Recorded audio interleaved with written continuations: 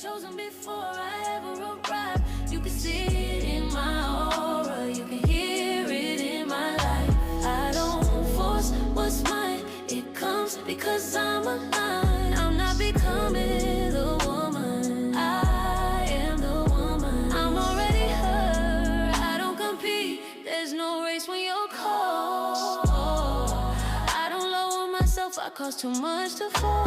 I don't convince anyone, evidence walks with me. My reflection is proof that the word became me. I don't hustle for value, I embody. I don't pray in panic, I pray in authority. Nothing about me is waiting to happen, it's all unfolding publicly. I'm already hurt, chosen before I ever arrived. You can see it in my heart, you can get rid in my life.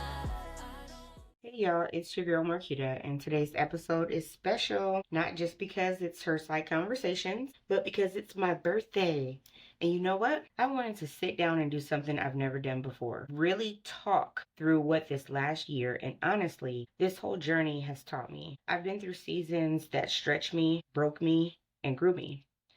I've had moments that made me question who I was, what I believed, and what I wanted next. But standing here now, on this side of growth, not perfect, but peaceful, I can finally say I'm becoming the woman I prayed for. And that process, ooh, y'all, let me tell you, it was messy, it was real, but it was so worth it. So grab your tea, wine, or water, whatever fits the moment, and let's have a long talk about joy, about growth, about love, about timing, about all the little things that make becoming so beautifully complicated. Let's stay right here for a minute, because becoming, it will humble you in ways you don't talk about publicly. People love to talk about the journey, but they leave out the confusion. They leave out the moments where you're sitting on the edge of your bed like, Lord, is this growth or am I just going through it? Becoming will make you question everything you thought you healed from. It will pull up old wounds that you thought you buried years ago. It will challenge your identity, your patterns, your expectation. And the gag is, it's supposed to, because you can't become the woman you prayed for while holding on to old habits that belong to the woman you survived. One of the hardest parts of this season was for me releasing older versions of myself with grace, not guilt. We always talk about, I'm not her anymore, like she's someone to be ashamed of. But sis, that girl carried you. She got you through breakup nights. She survived things you don't even say out loud. She held on when you were ready to let go. And I learned to honor her instead of erase her. Now I say, that girl was strong. That girl kept me alive. And because of her, I get to be this version of me today. And can we talk about how becoming will quietly shift your circle? Nobody warns you that growth has casualties. Not messy endings, not drama, just distance. Just energy no longer aligning. You don't even fall out. You just stop fitting. You'll look up one day like, I love you, but I can't shrink myself to stay connected to you. And that's okay. Everyone isn't meant to go with you to your becoming. Some people only knew the previous version of you, and they're not equipped for the updated you. There's also this weird middle space where you don't recognize yourself. You're not her anymore, but you're not the woman you're growing into. It's like the spiritual version of growing out your hair. Awakened, uneven, not picture ready. You're learning your new boundaries, your new preferences, your new capacity, and it's uncomfortable because nobody talks about the middle part. But listen, you are allowed to evolve without having the new version fully figured out. Another thing I had to break up with, comparison. We look at other women thriving and think, why does her becoming look glamorous while mine feels like a demolition? Because you're watching her highlight reel and comparing it to your behind the scenes construction zone. Growth is not aesthetic. Growth is not curated. Growth is not soft life real with music underneath. Sometimes growth is ugly crying on your bathroom floor and still showing up the next day with swollen eyes and determination. Let me be honest. I used to hate the quiet seasons. I thought the silence meant something was wrong. I thought stillness meant I was stuck. But that was the season God whispered to me the loudest. You're not behind. You're being rebuilt. Quiet seasons are not punishment. They're preparation. Sometimes God needs the noise to settle so you can finally hear yourself again. This year taught me that evolving is not just about becoming better. It's about becoming truer. And that required me to ask myself real questions like this. What do I need? What do I want? Who am I when I'm not performing strength? Who am I when I'm not holding everything together? Becoming is learning yourself again. without the versions people forced you into. Here's the truth. You don't stumble into peace. You build it. Some of us keep waiting to feel peaceful, but peace is a boundary, not a feeling. Peace is saying no without explaining it. Peace is resting without apologizing. Peace is limiting access to people who drain you. Peace doesn't always feel peaceful at first. Sometimes it feels like a loss. But once you get used to choosing yourself, you won't go back. And listen, I stopped rushing my becoming. I used to want answers right away. Signs, instructions, blueprints. But the truth is, God doesn't give you clarity and growth in the same season. Sometimes He gives you the step, and the clarity comes after you take it. So now I'm learning to move even when the path isn't pretty or perfect. I'm learning to trust what's unfolding, even when it's uncomfortable. And here's the quote that carried me. Becoming is not a glow up. It's a grow up. Let me say that again for y'all. Becoming is not a glow up. It's a grow up. Let me tell you something I wish somebody told me sooner. Sometimes life will shake you to show you what's been loose the whole time. And when everything started falling apart for me, it took a minute for me to understand I wasn't losing myself. I was losing the version of me that couldn't go where I was headed. And that hurts. It really does. Growth is painful because it requires honesty, and honesty is heavy before it becomes free. I used to think I had to hold everything together, my emotions, my relationships, my responsibilities, my healing, all at once. But losing control taught me something. I was never supposed to carry all of that by myself. Sometimes God lets things fall apart because you were holding on to them out of fear, not faith, out of guilt, not love, and out of comfort, not alignment. And losing control forced me to admit that I didn't trust the process as much as I said I did. I trusted the version of the story I wanted, not the one life was writing. Rock bottom has a bad reputation, but it's honest. Rock bottom is a place where you stop lying to yourself, where you stop pretending you're fine, where you stop performing strength. It's where you start telling the truth, even if you only whisper it to yourself at first. I realized rock bottom wasn't a place of punishment. It was a place of clarity. Because when everything is stripped away from you, you finally see what actually matters. You finally see what's holding you back. You finally see what you were settling for. Rock bottom isn't the end. It's the restart. There were moments, real ones, where getting out of bed didn't feel brave. It felt impossible. Where simple things felt big. Where big things felt unbearable. I used to shame myself for that. But falling apart taught me compassion.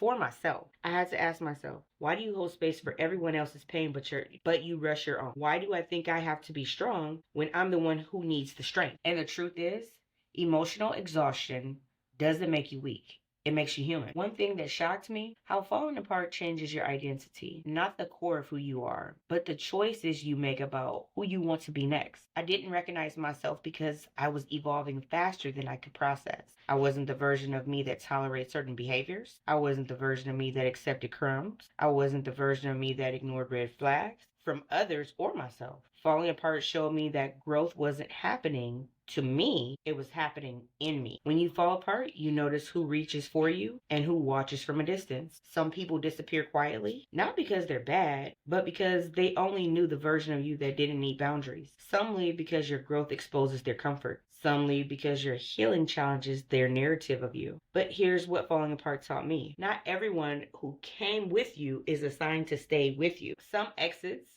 are protection, some endings are direction, and some losses are alignment. All right, y'all, let's talk about rebuilding confidence. Confidence after a breakdown is different. It's quieter, more grounded, wiser. It's not, I'm strong because nothing hurts me. It sounds more like this. I'm strong because I survived things that should have destroyed me. There were days I didn't think I'd get my confidence back, but confidence isn't a feeling, it's a practice. It returns slowly through small wins, getting up when I didn't want to, choosing myself when it felt unfamiliar, being honest about what hurt, giving myself permission to rest. Confidence grows in the moments nobody sees. The biggest lesson falling apart taught me, peace isn't perfection. Peace isn't control. Peace isn't pretending. Peace is perspective. Peace is looking at the same pain that almost broke you and seeing purpose in it now. Peace is saying, I made it through that, so I'm not afraid of this. Peace is understanding that God isn't always loud, and healing isn't always pretty, and growth isn't always gentle. Sometimes the assignment is simply to keep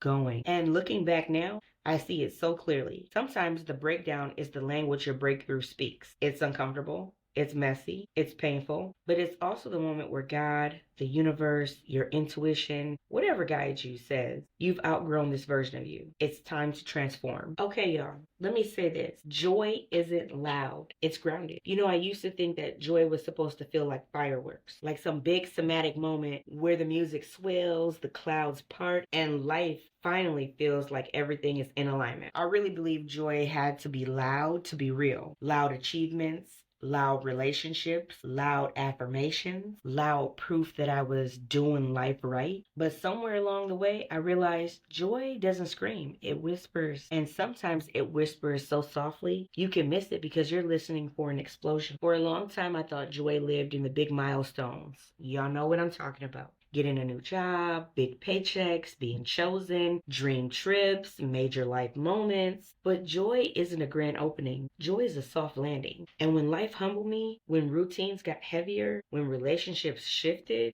and when the noise quieted, I finally learned the beauty of joy that doesn't announce itself. My joy now, I'm glad you asked, is small, but it's rich. I'm turning on my morning playlist and suddenly remembering I actually like the sound of my own breath. I'm laughing so hard I snort because healing made room for laughter again. It's choosing myself without guilt for once. It's making coffee in silence and realizing silence isn't empty. It's full of the things I used to drown out. It's the days where nothing special happens, but I still feel okay. That's joy, y'all. Listen. For real, that's joy. Now, I used to chase emotional highs, the feeling of being wanted, the adrenaline of new beginnings, the validation of approval, the rush of being seen, but those highs never lasted. Joy that depends on a high is just adrenaline wearing a pretty outfit. Now, I want stable joy. Grounded joy. Joy that doesn't need to be loud to be real. Joy that doesn't crash after it peaks. Joy that says, I'm here, even when your life isn't perfect. This year, I stopped waiting for happiness to show up fully dressed. With her hair done, makeup flawless, and life perfectly aligned, I started noticing happiness when she came in sweatpants, messy bun, and unannounced. Because joy doesn't always look healed. Sometimes joy looks like progress. Sometimes joy looks like honesty. I cried yesterday, but today feels lighter. That kind of joy. Like, y'all have no idea. One thing I learned is joy grows only when you make emotional space for it. If your mind is cluttered with old pain, old people, old expectations, joy has nowhere to sit. I had to clear things out. Not purge everything, just make some room. And peace started coming around more often. Joy realized it could stop by without knocking. Okay. So listen, there's joy you chase, and then there's joy you stumble into. The joy you chase, you're exhausted before you even get there. The joy you stumble into, that's divine alignment. That's waking up and realizing I didn't do anything special today, and still something in me feels hope again. Joy doesn't need to be earned. It needs to be noticed. It won't force its way into your life that's always rushing. It won't shout over your distractions. It won't compete with your anxiety. Joy whispers. You have to slow down enough to hear it. When I feel joy now, even in small doses, I take it as proof that I'm growing. Because real joy means you've learned to trust yourself, to trust your decisions, to trust your healing, to trust your future again. Joy is confidence without the noise. It's assurance without the audience. So now, I don't chase fireworks. I choose warmth. I don't chase highs. I choose peace. I don't chase moments that prove something to the world. I choose moments that feel good to my soul. Because joy isn't loud. Joy isn't flashy. Joy isn't performance. Joy is steady. Joy is quiet. Joy is a knowing. Joy is a home within yourself. And I'm finally learning to live there. Let's talk about softness. Because when you've been hurt, I mean really hurt, softness starts to feel like a liability. You start thinking your openness was the problem, your trust was the problem, your generosity was the problem. So you armor up. You tell yourself you're protecting your peace, but sometimes what you're really doing is protecting your pain. I had to learn that staying soft is a form of courage. Letting people see the real you, the tender you, the tired you, the hopeful you. Ladies, that's power. It's easy to be hard when you've been hurt. It's harder to stay open when the world gives you every reason not to. Soft doesn't mean weak. It means healed enough to feel. And I want to be that kind of woman. The one who's not afraid to feel deeply, even after disappointment. The one who doesn't shrink, the one who doesn't hide, the one who doesn't confuse self protection with emotional isolation. Because I know now that love doesn't just find you, it meets you at your level of readiness. For a long time, I was attracting reflection, not connection. People who mirrored my wounds, not my worth. But now I'm learning to love from fullness, not fear. I'll be honest, the hardest part isn't healing, it's deciding to try again. Trying again requires softness, not naive softness, but intentional softness. The kind that says, I know what hurt feels like, but I also deserve better than the scared version of myself. I used to think that being unbothered was the goal. Now, being present is the goal. Being available, being emotionally honest, being open enough to receive what I say I want. That requires a soft heart, not a hard shell. Sometimes we confuse softness with losing ourselves. But softness doesn't mean letting people run through your boundaries like an open gate. Softness means I can be open without being overextended. I can love without abandoning myself. I can stay gentle without staying accessible to what hurts me. Softness with boundaries, that's emotional intelligence, y'all. Nobody talks about the grief that comes after you leave someone you love deeply. Not just grieving the relationship, but grieving the version of you that existed in that space.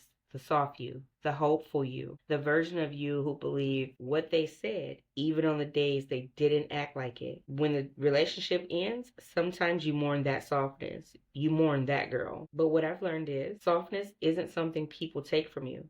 It's something you choose to put down and something you can pick back up. I used to think love was something you earn by being good, by being patient, by being forgiving, by holding everything together. But love isn't a reward. Love is a mirror. And what you accept in love is often what you accept within yourself. When I started believing I deserved steadiness, I stopped entertaining chaos. When I started believing I deserved reciprocity, I stopped overgiving. When I started believing I deserved honesty, I stopped falling for potential. Softness became easier when I stopped betraying myself. There's a version of me who used to shrink. I would fold myself down, soften my voice, make myself convenient, just so someone else could feel comfortable. But real softness isn't shrinking. Real softness is expansion. Being more of yourself, not less. You're not meant to fit inside someone's emotional limitations. Softness means being brave enough to take up your full space again. People think soft women are easily fooled. No, baby. Soft women see everything. Choose not to lead with suspicion. We choose understanding first,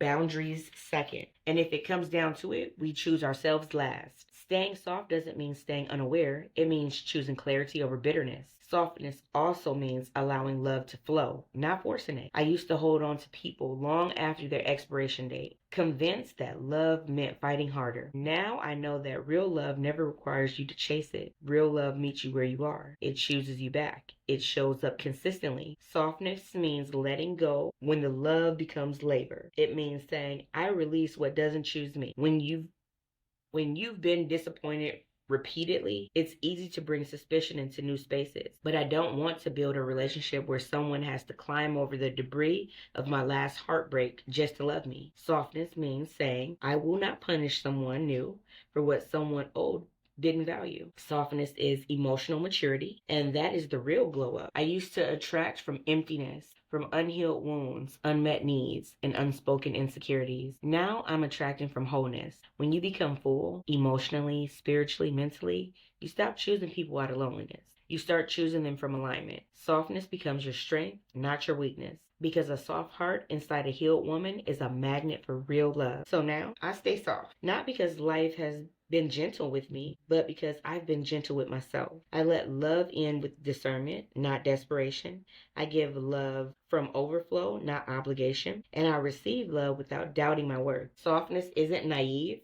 Softness is emotional freedom. I'm learning to protect it like it's sacred, because it is. Let's be honest. Waiting is hard. Waiting when you're doing everything right. Waiting when you've healed. Waiting when you've prayed. Waiting when you've worked. Waiting when someone else seems to be getting the things you've been hoping for. That's a different kind of ache. Because the truth is, it's not the lack of progress that hurts. It's the confusion, the uncertainty, the why not me yet. But here's what I've learned. When something is meant for you, it doesn't require forcing. It flows. It fits. It finds you when you're ready, not when you feel ready, but when your life, your heart, and your habits are aligned with receiving it. Timing has been one of my greatest teachers. I used to take every delay personally, like something must be wrong, or I missed my window, or life forgot about me. But delays aren't punishment, they're protection. Some things I begged for years ago would have destroyed me back then. Some people I thought were the one weren't even the lesson. Sometimes timing saves you from a future you would have settled for. Not now doesn't mean not ever. Sometimes it means not in this version of you. The quiet seasons are uncomfortable. The space where nothing is moving but everything is molding you. That's where discipline grows. That's where clarity comes, where confidence is that's where confidence is rebuilt. That's where your voice strengthens. That's where your self-worth stops depending on outcomes. Quiet seasons aren't empty. They're formative. And preparation always feels like isolation because elevation requires a version of you that doesn't come from busy. It comes from becoming. Trusting timing gets harder when you're watching other people's timelines. You see people getting married. You see people starting businesses. You see people launching podcasts and hitting milestones. You see people living in blessings they've been praying for. And you start to question yourself. But comparison is a thief, not of joy, but of patience. Someone else's timing has nothing to do with yours. And somebody else's blessing doesn't take away your capacity to receive your own. Your journey is not late. It's custom. It's tailored. It's intentional. You're not behind, you're being aligned. I used to be the queen of trying to help things happen, pushing, planning, overthinking, trying to beat God to the punch. But control is exhausting. The moment I stopped trying to micromanage life, I finally had the energy to enjoy it. Trusting timing means trusting that what's yours won't miss you, even if it's taking its time. What's meant for you won't have to chase you. Peace started when I accepted that things I'm building are bigger than my understanding and that life doesn't need my panic to work out. You ever have a season where everything is quiet, like the phone is dry, opportunities slow down, connections fade, energy gets weird? That's usually the season where the most is happening behind the scenes. Alignment is real. Sometimes life is rearranging what you can't see, removing people that would block your blessings, redirecting opportunities you weren't ready for, strengthening you for what's next, clearing distractions, reshaping your standards, building the character to hold what you say you want. Just because it's quiet means it's empty. Sometimes it's sacred. Timing isn't just spiritual, it's emotional. You have to believe you're worthy of good things, not later, not eventually, but now. Trusting timing also means trusting these: your boundaries, your progress, your healing, your intuition, your growth, your new habits, your ability to choose better, your willingness to walk away, your courage to start again. It means trusting that the woman you're becoming is capable of holding the things she used to only dream about. At this point in my life, I'm not just waiting for blessings. I'm growing into the woman who can keep them. And that's important, y'all, right? You grow into the woman who can keep the blessings you've been praying about. Because having a thing is easy. Maintaining it requires maturity. The love you want requires emotional honesty. The opportunities you want require consistency. The peace you want requires boundaries. The life you want requires discipline. Timing isn't random, it's intentional. You're not waiting for life to change. You're becoming the version of you who matches the life you've been craving. A lot of people think patience means sitting still, but real patience is active. Patience is choosing not to settle. Patience is choosing not to chase. Patience is choosing not to force. Patience is choosing alignment over anxiety. Patience is choosing growth over gratification. Trusting timing is a daily decision, not a one-time revelation. Sometimes life makes you sit down long enough to realize that peace isn't found in progress. It's found in present. Being here, being grateful, being grounded, being honest with yourself. When I stopped pressuring myself to get it right, I finally had the space to appreciate what was already right. So I've stopped rushing. I've stopped begging life to hurry up. I'm learning to live in rhythm,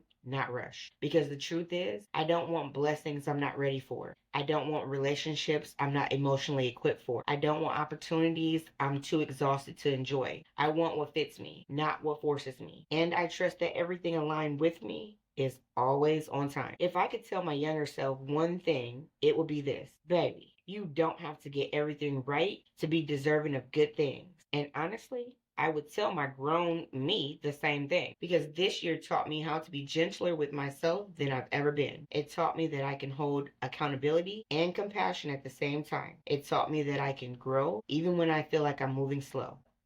I've learned to forgive The older versions of me, the versions that ignored red flags, the versions that stayed too long, the version that didn't speak up, the version that kept shrinking to survive, the version that didn't yet know her worth. She wasn't weak, she was learning. And she walked me all the way to this version of myself, the one who was finally choosing herself on purpose. Some people think grace means letting yourself off the hook. But real grace says, yeah, I could have done better, but I didn't have the tools back then. I'm not that version of myself anymore. I'm growing. I'm trying. I'm showing up differently now. Grace is the bridge between who you were and who you're becoming. I had to learn that shaming myself never made me better. It just made me smaller. Grace is what lets you breathe. Grace is what lets you try again. Grace is what keeps you from giving up on yourself on the days you feel behind or unworthy. Gratitude changed everything for me. Not the big stuff, but the small stuff. Waking up with a clearer mind, choosing peace instead of reacting, laughing again after the hard season, not overthinking something that would have ruined my week last year, saying no without guilt, saying yes to things that nourish me, trusting my body, trusting my intuition. That's growth. Gratitude isn't pretending life is perfect. It's acknowledging that life is still beautiful, even when it's not easy. It's saying, I'm not where I want to be yet, but look at how far I've come. And sometimes gratitude looks like celebrating something only you notice. One habit, one boundary, one mindset shift that the world doesn't see, but you know took everything in you. And then there's growing anyway. Growing when you don't have validation. Growing when nobody claps for you. Growing when old habits creep back in. Growing when your heart is still full. Growing when your heart still hurts. Growing even when you don't feel ready. This year taught me that I don't need perfect conditions to evolve. I just need commitment. Growth is messy, but it's still progress. And here's the thing nobody really talks about. Growing hurts. It stretches you, it exposes you, it makes you confront parts of yourself that you've avoided for years, but it also frees you because even messy growth is better than comfortable stagnation. We're so used to celebrating big milestones, new relationships, new careers, new money, new chapters, that we forget the tiny steps that actually got us there. The days you didn't give up, the days you rested instead of quitting, the days you finally swallowed your pride and asked for help, the days you apologized, the days you told the truth even to yourself, the days you broke a cycle you grew up in, the days you said, I deserve better and I meant it, the days you finally stopped arguing with people who only understand chaos, the days you chose peace over proving a point. Those tiny choices add up. Sometimes God won't let big blessings hit your life until you learn how to appreciate the tiny ones. Here's something I didn't expect this year. Receiving is harder than giving. Receiving love, receiving help, receiving softness, receiving rest, receiving compliments, receiving abundance without guilt. I had to work on opening my hand and my heart to good things without feeling like I had to earn them first. Because worthiness isn't a reward, it's a truth. And once you really believe you deserve good things, you stop over-explaining, overworking, and overcompensating just to be chosen. You simply receive fully, freely, and without apology. Let me be real with you for a second. This year, I learned how to be proud of myself, even when no one else said it. I stopped waiting for applause. I stopped waiting for validation. I stopped waiting for someone to tell me I was doing a good job. This year, I became my own encouragement. I started saying, I'm proud of you for healing. I'm proud of you for setting boundaries. I'm proud of you for choosing softness after heartbreak. I'm proud of you for walking away from people who didn't value you. I'm proud of you for trying again.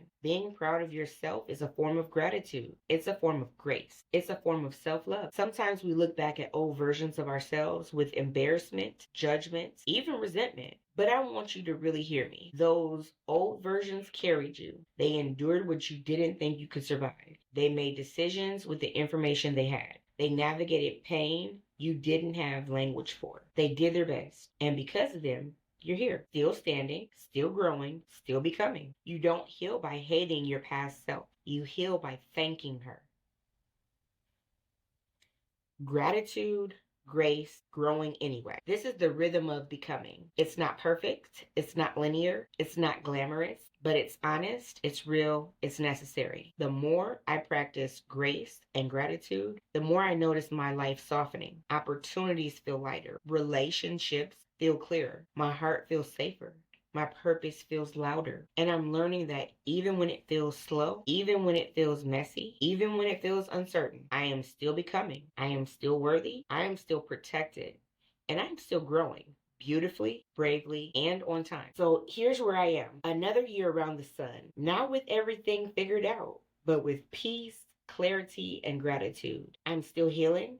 I'm still growing. I'm still learning to let things unfold without needing all the answers first, but I can feel it. I'm not who I was. I've become more grounded, more intentional, more me. So if you're listening and you're in your in between season, trust it.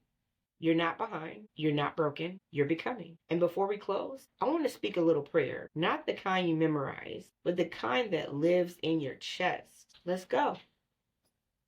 God, thank you for another year. Thank you for the woman I'm becoming. Thank you for the lessons that humbled me, the love that healed me, and the peace that now carries me. I pray that every woman listening right now, the one who's tired, the one who's waiting, the one who's still trying to believe again, remind her that she's not forgotten, that even in the silence, you're still speaking. Even in the breaking, you're still building. And even when she feels lost, she's still being led. Help us to release control and trust your timing. Help us to rest in knowing that we are not behind, we are becoming. And God, thank you for never giving up on me, even when I gave up on myself. Let this next year be full of divine alignment, gentle growth, and unshakable joy. In Jesus' name, amen. This has been Becoming the Woman I Prayed For.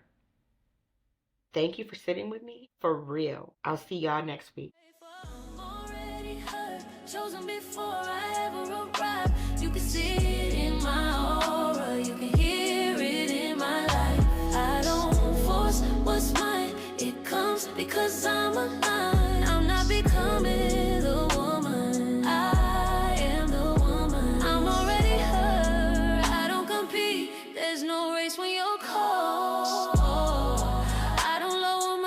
I cost too much to fall. I don't convince anyone. Evidence walks with me. My reflection is proof that the word became me. I don't hustle for value, I embody. I don't pray in panic, I pray in authority. Nothing about me is waiting to happen. It's all unfolding publicly.